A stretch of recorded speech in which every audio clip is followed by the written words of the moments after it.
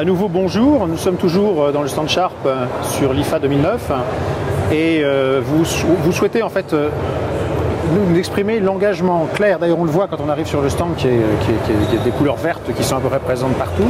Je ne parle pas de la pomme verte qui est proposée à l'entrée. Il y a une inscription claire de la politique de Sharp environnementale dans une politique de réduction des énergies. Expliquez-nous un peu comment cette inscription se fait. Alors ce qui est intéressant, c'est que le LED, la technologie de rétroéclairage LED permet vraiment d'aller au bout de la démarche de Sharp dans le respect de l'environnement. C'est-à-dire que nous avons des usines qui sont certifiées ISO 14001, donc avec un très haut niveau d'exigence en termes de respect de l'environnement. Et l'introduction du rétroéclairage LED dans les téléviseurs nous permet d'atteindre des niveaux de consommation jamais atteints sur ce type de produit.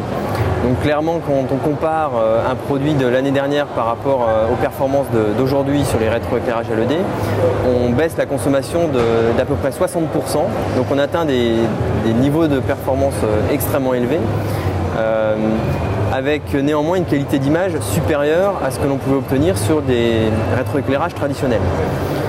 C'est-à-dire qu'aujourd'hui, si on regarde un niveau de performance d'un 32 pouces, un 32 pouces aujourd'hui LED consomme 57 watts, c'est-à-dire un niveau de consommation d'une ampoule à incandescence. Donc c'est vraiment un niveau de consommation très très faible. Donc l'impact environnemental est encore réduit pour l'environnement. Donc, en fait, c'est l'addition d'un certain nombre de technologies qui sont présentées, qui permet d'arriver à descendre. Par exemple, on a un vrai on-off qui permet d'avoir une situation à l'arrêt quasiment à zéro.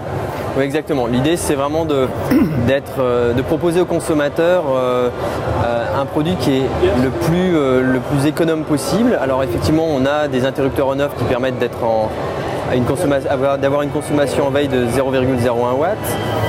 On a un système de détection de la luminosité ambiante qui permet d'ajuster automatiquement le rétroéclairage et donc de baisser la consommation.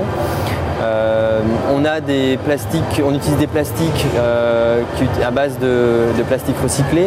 Donc vraiment, il y a une limitation absolue de l'impact environnemental. Écoutez, merci beaucoup. Eh bien, de rien.